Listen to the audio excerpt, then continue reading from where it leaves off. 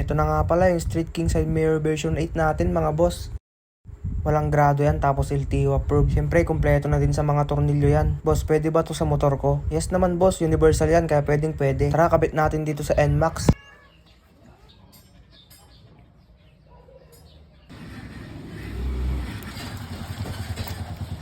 Sa mga nagtatanong kung pwede na may mini driving light switch, syempre pwede bossing, ayan o kahit cellphone holder.